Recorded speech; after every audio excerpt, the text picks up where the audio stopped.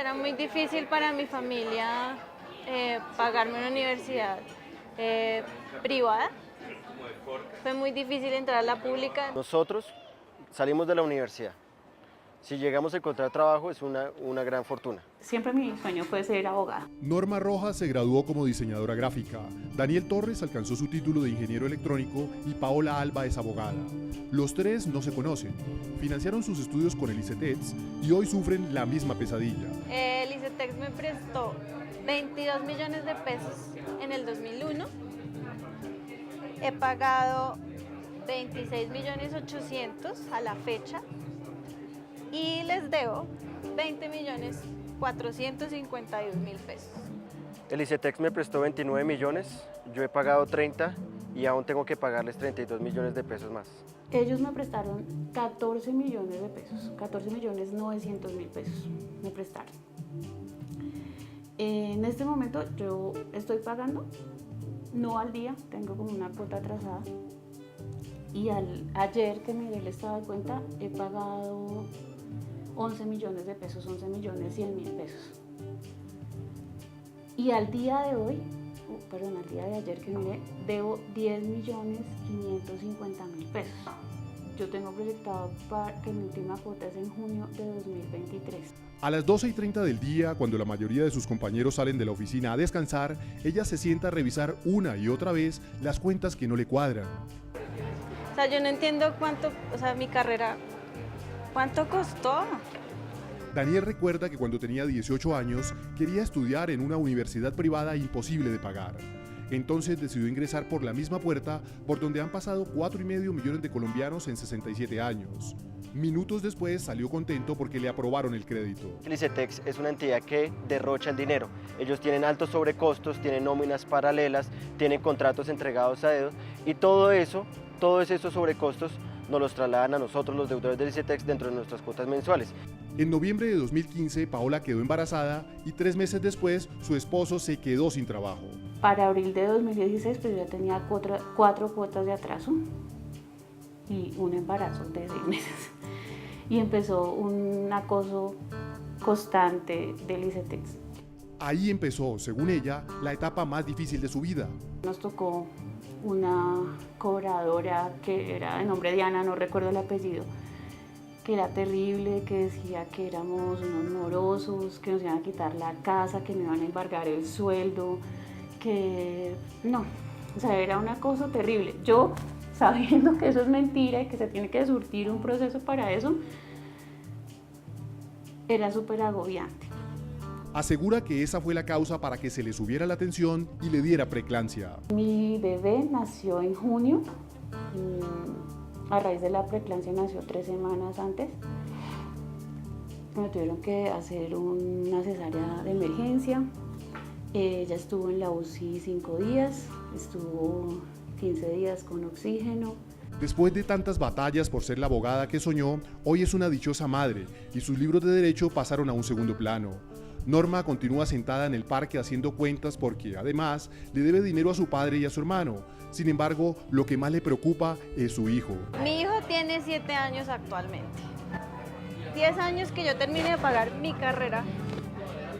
Y cuando termine de pagar mi carrera, voy a empezar a pagarle la carrera a mi hijo. Cuando mi hijo empiece a estudiar a la universidad, yo termine de pagar la mía. Daniel es el vocero de miles de deudores del ICETEX y asegura que las cosas tienen que cambiar. El ICETEX, dentro de su discurso, dice que nosotros, los jóvenes que acudimos al ICETEX, no queremos pagar el valor del crédito, pero eso es realmente una verdad a medias, porque la realidad es que nosotros sí hemos pagado más de incluso 2 veces el valor del dinero que nos prestaron. Daniel, Norma y Paola son el rostro humano que escogimos para vivenciar un problema que se llama financiación de la educación superior en Colombia. Saludos y bienvenidos a Cámara Acción, análisis, opinión e información de la Cámara de Representantes. Muy probablemente usted ha escuchado entre su familia o amistades las quejas de deudores del ICETEX, una entidad del Estado que, mal que bien, ha ayudado a cientos de miles de jóvenes a convertirse en profesionales. Jóvenes que ante la privatización paulatina de la educación superior han debido buscar recursos como sea para ir a la universidad. Este calvario de la financiación de las carreras de nuestros jóvenes tiene su origen en la crisis de la educación pública, cuya misión es facilitar el acceso a todos los muchachos a la universidad, si no gratuitamente, al menos a un costo reducido. En Colombia existen 287 instituciones de educación superior, 81 son públicas y 206 privadas. Aunque son minoría, las instituciones públicas educan al 51% del total de los estudiantes matriculados en todo el país. 32 son universidades y el 45% del presupuesto de estas lo aporta el gobierno, mientras el 55% restante lo tienen que conseguir las universidades por cuenta propia. Los gobiernos han aprovechado la proliferación de universidades privadas para descargar en ellas la responsabilidad de formar a profesionales. Teniendo quien haga la tarea, no se han preocupado por aumentar significativamente los presupuestos de las universidades públicas. Sumado a esta desigual financiación está el destino que tienen los créditos del ICETEX. 8 de cada 10 de sus beneficiarios eligen universidades privadas para realizar sus estudios. Y allí es donde está la decisión de un Estado, que mire en perspectiva, que haga cálculos y que decida jugársela por la educación pública, porque al fin y al cabo es su responsabilidad. Eso no quiere decir que no vaya a existir la privada, pero tiene un costo. Y está la libertad del ciudadano, del estudiante, de decidir a qué universidad va.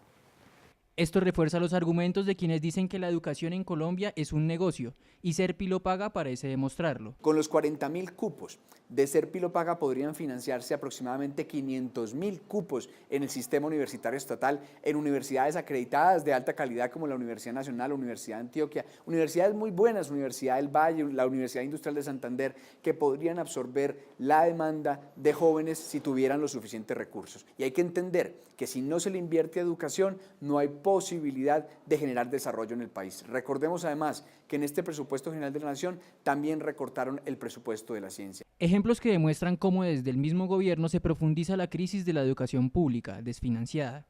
La muestra es el estado de los edificios de la principal universidad del país, la Universidad Nacional de Colombia. Mientras más amplia sea la oferta, más universal es el derecho. Y entonces allí no estamos formando unos individuos, sino que estamos apostándole a la formación en una sociedad. El gobierno se encuentra ahora ante dos alternativas: seguir financiando a través del ICETEX la demanda o entrar con lo poco que tiene en la financiación de la oferta por medio de las universidades públicas. Instituto Colombiano de Especialización Técnica en el Exterior. Ese es el nombre completo del ICETEX, la entidad que comenzó buscando formar especialistas en el exterior para que vinieran a enseñar a las universidades colombianas. Luego, como lo veremos a continuación, cambió su misión de acuerdo a las exigencias de la educación superior en el país. Hace 67 años, el joven abogado Gabriel Betancourt Mejía, padre de Ingrid Betancourt, decidió hacer una especialización fuera del país, pero no contaba con recursos. Respaldado en su futuro, pidió ayuda a Coltabaco, empresa que le prestó el dinero con el compromiso de reembolsarlo a su regreso. En ese instante nació el modelo de crédito educativo que desde entonces financia a los jóvenes de menores recursos económicos y de mejores resultados académicos. En el 2005, el ICETEX se transformó en una entidad financiera con autonomía administrativa y recursos propios. Depende del recaudo de la cartera para su sostenimiento y para crear nuevas oportunidades de estudio. Hoy tenemos más de 620.000 beneficiarios en dos enfoques muy diferentes. Uno que es con el crédito tradicional, en donde tenemos cerca de 400.000 beneficiarios, de los cuales hay dos datos que son muy importantes. El primero, el 92% de los beneficiarios de créditos del ICETEX son estrato 1, 2 y 3. Para mejorar su capacidad de acción, el próximo año implementaría planes de ahorro programado y beneficios tributarios para empresas patrocinadoras de becas. Y de aprobarse una iniciativa que cursa en el Congreso, implementará un nuevo modelo de financiamiento que transforma el crédito en una contribución. Con esto tenemos un paquete de instrumentos y de medidas que van a hacer del ICETEX una institución más humana, que reconoce los ciclos económicos por los que atraviesan los colombianos, pero adicional a eso, mucho más sólida y fortalecida patrimonialmente y con una capacidad de gestión bien importante. 4.600.000 jóvenes colombianos han sido beneficiarios de los servicios del ICETEX en sus 67 años de historia. Actualmente, 401.000 estudian sus carreras y especializaciones aquí en el país. Las cifras son positivas, indudablemente, pero el costo para muchos de los usuarios puede ser demasiado alto y agobiante. Esta es la historia de cientos de estudiantes que deciden iniciar su vida universitaria a través de un crédito del ICETEX. Al iniciar su carrera universitaria solicitan un préstamo por 5 años que equivale a 56.799.214 pesos.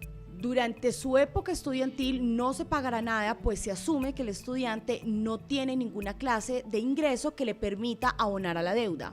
5 años después, el estudiante se gradúa como profesional y emprende su búsqueda de trabajo. En caso de no conseguirlo, podrá solicitar al ICETEX un año de gracia más. Tras este año de gracia, la deuda con el ICETEX se incrementará a 71.972.806 pesos. Esto quiere decir que este año de gracia le costó al profesional 3.182.918 pesos. Si al terminar el periodo de gracia el usuario no ha cancelado la totalidad de la deuda, podrá pedirle al ICETEX que se la difiera a 132 meses que corresponden al periodo máximo establecido por la institución para este trámite. De ser diferida a esta cantidad de tiempo, el usuario tendrá que pagar 800.000 pesos mensuales. Luego de un año de intensa búsqueda, finalmente el profesional consigue trabajo. Como es recién egresado y no tiene ninguna clase de experiencia, le pagarán 3 salarios mínimos, que equivalen a 2.213.151 pesos y que tendrán que ser distribuidos mensualmente de la siguiente forma. 600.000 pesos irán destinados a un arriendo en una residencia universitaria, 500.000 pesos a alimentación, 132.000 pesos en transporte, lo cual incluye un bus de ida y un bus de regreso, 170.000 pesos en salud y pensión y finalmente 800.000 pesos en la deuda del crédito del ICETEX. Al pagar todas sus deudas y obligaciones de los 2.213.151 pesos, al nuevo profesional le quedarán 11.151 pesos libres para cualquier otro gasto. Las universidades son el escenario donde los estudiantes luchan y sufren con los problemas de la financiación de sus carreras. ¿Cómo ven las universidades el ICETEX? ¿Cómo ven el drama de muchos de sus usuarios? La Universidad Colombiana le sigue apostando al ICETEX como la única entidad del Estado que ofrece créditos para la educación superior, pero hoy le corresponde también discutir y proponer los ajustes que requiere el ICETEX. Por supuesto, la universidad tiene que rodear el proyecto del ICETEX y creo que hay una responsabilidad social y una responsabilidad del sistema educativo de rodear, respaldar y buscar mejores metodologías para el ICETEX hoy. Muchos de los 26.000 estudiantes que tienen deudas con el ICETEX denunciaron que esta entidad está desconectada de la realidad del país. No, yo creo que el ICETEX incluso está proponiendo un nuevo esquema que es el crédito contingente al ingreso, donde el egresado ya como profesional, de acuerdo con el trabajo que realice, puede ir pagando ese crédito que tuvo en un tiempo muy largo y que de esa manera no se ejerza una presión sobre él para que haga unos pagos en corto tiempo o excesivos, sino que sea acorde con el salario que tiene. El ICETEX ha pasado de ser una bendición para estudiar con cuotas cómodas de pagar a ser en la actualidad una verdadera pesadilla para los deudores. No nos dejemos llevar por el pesimismo. Por supuesto puede haber errores, puede haber dificultades y hay que corregir esas dificultades. El ICETEX se ha adelantado y se ha actualizado a las necesidades de los tiempos. El ICETEX ha tocado también a las 32 universidades públicas que atraviesan por un mal momento financiero. Sí, en efecto, la reforma tributaria había aprobado medio punto del IVA, donde el 40% iría a las universidades públicas. Sin embargo, la mayor parte de esos recursos, unos 2/3 de los recursos, finalmente fueron destinados al ICETEX para financiar el programa Ser Pilopaga y créditos que pueden ser condonables, pero que en efecto muestran que se está privilegiando la demanda y no la oferta de educación superior. En el país hay algo más de 400.000 usuarios del ICETEX, pero aún persiste una gran inequidad en el acceso a la educación superior a través de los créditos por parte del Estado. El tema del ICETEX y sus beneficiarios ha ocupado varias veces la atención del Congreso de la República. Esto es lo que algunos representantes a la Cámara opinan sobre el instituto, su misión, sus procedimientos y sus usuarios. Diferentes posturas se advierten en los congresistas. Algunos reconocen que la entidad cumple una función social importante para facilitar el acceso a la educación superior, pero otros manifestaron reparos sobre el modelo del crédito educativo. Es una buena opción en el sistema actual, donde se necesita uno endeudarse para poder acceder a un cupo en la educación superior. Pero en un sistema de educación garantista, donde la educación sea un derecho, pues nadie se tendría que endeudar. El Estado tendría que garantizar la educación superior para todos y en las mismas condiciones de calidad. Pero como hoy tenemos este sistema, el ICETEX cumple una función social. Los negros del Pacífico en la zona rural, solamente 1 de cada 100 va a la universidad. Una cosa muy triste. Así que el ICETEX tiene que ser una herramienta que alivie, que ayude a estas personas a salir y puedan terminar sus carreras profesionales. Yo creo que el ICETEX es una entidad donde le facilita a muchos jóvenes colombianos poder cumplir sus sueños, sus metas y sus objetivos, como es poder ser profesionales. Estamos en el Congreso de la República debatiendo para que el ICETEX no tenga esos intereses tan altos, que no sea un problema para los estudiantes o los universitarios, sino una solución. El ICETEX debe propender por mejorar y por facilitar la educación de nuestros estudiantes y no por estar cobrando excesivamente el costo de estos créditos solicitados por los colombianos que quieren educarse. El ICETEX pues, es una institución que de alguna manera favorece a quienes no tienen la posibilidad de pagar su educación superior con recursos propios y obviamente tienen la posibilidad allí de contar con un crédito. Pero la verdad es que durante muchos años lo que hemos venido revisando es que las tasas de interés que ellos allí manejan han perjudicado muchísimo a los estudiantes. Primero, solo con el incumplimiento de un pago ya le empiezan a caer las empresas de cobranza. Cuando supuestamente se habían acabado, pero es mentira, no se han acabado. Las empresas de cobranza siguen funcionando y es un dolor de cabeza para el deudor. Segundo, los intereses empiezan a crecer de forma considerable a partir del grado del estudiante deudor, hasta un más del 60% del valor del crédito. Y tercero, quedan reportados hasta por más de 10 años por datacrédito, sin tener lugar a una vida financiera, que es importante para el estudiante, para obtener un crédito y segundo, para obtener un trabajo. Entonces hay que mirar cómo se puede estructurar y mejorar el ICETEX. Debe permanecer, debe ser autosostenible, debe propender porque siempre permanezca con unos estados financieros muy sanos y así garantizamos nosotros a todas las futuras generaciones poder tener esta herramienta para lograr la inclusión social en nuestro país. Y justo en estos momentos cursan en el Congreso 2 importantes proyectos de ley que beneficiarán a los usuarios del ICETEX. El uno cambia el concepto de préstamo y lo reemplaza por el de subsidio. El otro modifica y humaniza los procedimientos de cobros que actualmente se emplean.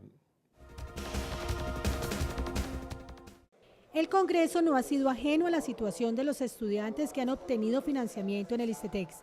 El alivio ya lo sienten los usuarios gracias a una iniciativa aprobada en esta legislatura que eliminó el cobro de los intereses en los estratos 1 y 2. Asimismo, a solo un debate para convertirse en ley, el Congreso prohibiría que los costos del trámite prejurídico sean cargados a los deudores, lo que viene encareciendo significativamente la obligación. Los cobros prejurídicos ya no los pueden hacer terceros, debe hacerlo el ICETEX. Una simple llamada, una visita, solo puede hacer el ICETEX. Hoy también los estudiantes gozan de ese beneficio. Por último, en la plenaria de la Cámara hace curso una iniciativa que revolucionará el sistema de crédito educativo del ICETEX, cambiando el concepto de préstamo al de contribución.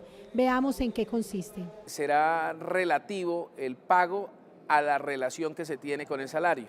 Por poner un ejemplo, si hoy una persona, el salario mínimo, tuviera que pagar este nuevo método de financiamiento de la educación superior tendría que pagar más o menos entre 48.000 y 60.000 pesos.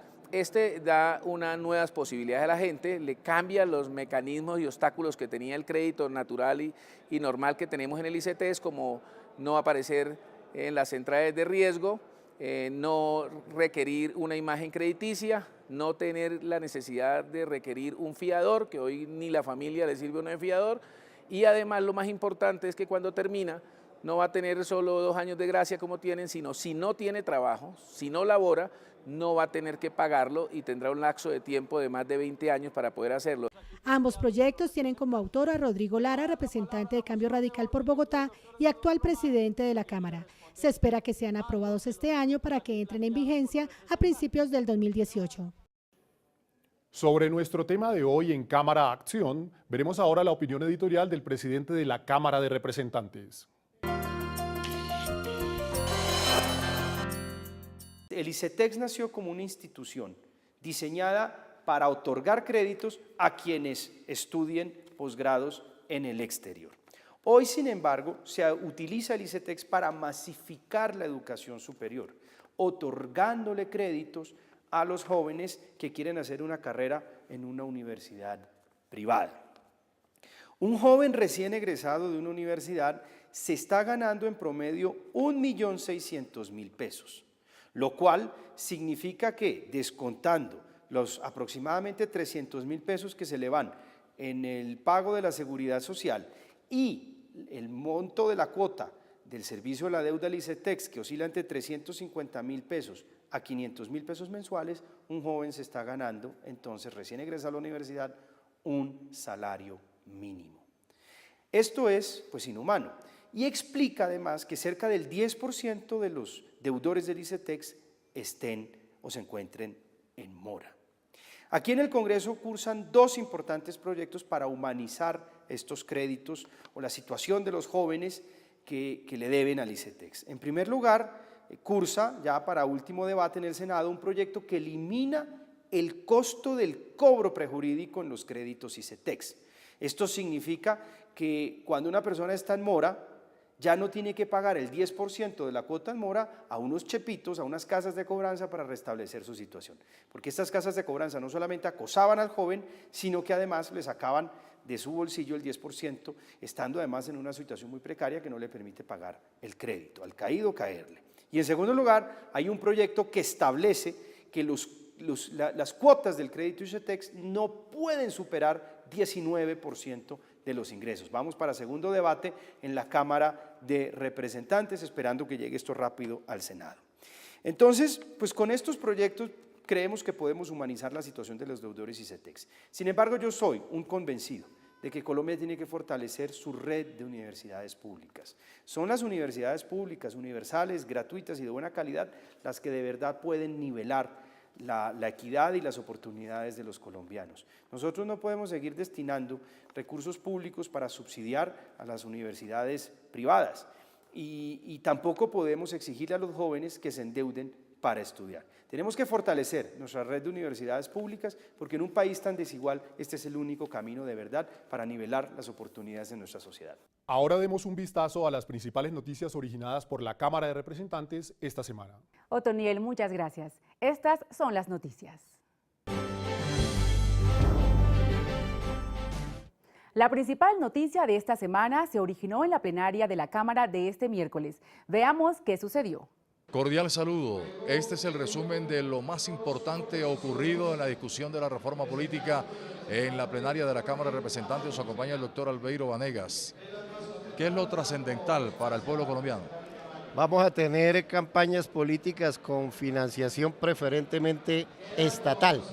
Los particulares solo pueden aportar el 25%. Vamos a tener partidos con afiliados, lo cual acaba la posibilidad de que una persona vote por un partido o por otro en una misma elección o pertenezca a varios partidos al mismo tiempo. Vamos también a tener los nuevos senadores, 8 por lo menos nuevos senadores de Colombia, si el Senado lo llega a aprobar, que es una respuesta justa a las regiones de Colombia que hasta con la Constitución del 91 lograron ser departamentos de Colombia. Este es el hecho más importante. Medio país tendrá la posibilidad, esa región importante del territorio colombiano, de tener senador de la República tras lo aprobado hoy en la reforma política. A ustedes gracias por estar con nosotros. La Ciénaga de San Silvestre en Barrancabermeja estará dentro de la Convención de Ramsar, que protege humedales de todo el mundo. La iniciativa surgió tras la visita a la Ciénaga del ministro de Ambiente, Luis Gilberto Murillo, invitado por el representante a la Cámara, Ciro Fernández. La comunidad le pidió al ministro que la Ciénaga sea reservada exclusivamente para el uso humano y recreativo. Hicimos el recorrido en la Ciénaga San Silvestre, mostramos las diferentes bocatomas que están haciendo las empresas industriales como Ecopetrol, como Fertilizantes de Colombia, Aguar de Barrancabermeja y la Piscícola San Silvestre. De ahí arrancamos y fuimos a la comunidad de Patio Bonito, donde le hicimos la solicitud y le pedimos a él que buscáramos la forma en que la Ciénaga San Silvestre solo fuera para uso exclusivo humano, del consumo humano, y a su vez uso deportivo, uso recreativo. Y estas son las noticias administrativas de la Cámara. Los funcionarios del Congreso cuentan con un nuevo espacio social. Fue reinaugurado el denominado Salón Amarillo en el sótano del Capitolio. Esta nueva comodidad se le debe a las direcciones administrativas de Cámara y Senado y sus divisiones de servicios. Es muy importante que nuestros funcionarios y nuestros contratistas tengan bienestar. Y forma parte del bienestar un salón como es el Salón Amarillo, para que puedan tomar sus alimentos, ajenos o lejos de aquellas cosas que involucran que cuando tú tomes tus alimentos estés tranquilo y sereno. Por eso hoy el Congreso de la República se nota un hit de la mano de los sindicatos y de la mano, por supuesto, de todos los funcionarios que con sus muy buenas ideas hicieron posible que hoy pudiésemos inaugurar el comedor de la Cámara. La directora administrativa de la Cámara de Representantes también fue condecorada por el Círculo Nacional de Periodistas, por su espíritu altruista y su compromiso social con el país. La distinción le fue entregada durante la celebración de los 60 años de esta organización periodística. Esto fue todo por hoy. Regresamos con Otoniel en Cámara Acción. Con noticias finalizamos nuestra emisión de hoy en Cámara Acción. En nuestro próximo programa hablaremos sobre Nicaragua y sus pretensiones frente al territorio marítimo colombiano. ¿Qué es lo que quiere? ¿Qué se puede esperar como resultado de la nueva demanda? ¿Cómo está manejando Colombia esta situación? Las respuestas vendrán en una semana. Hasta entonces.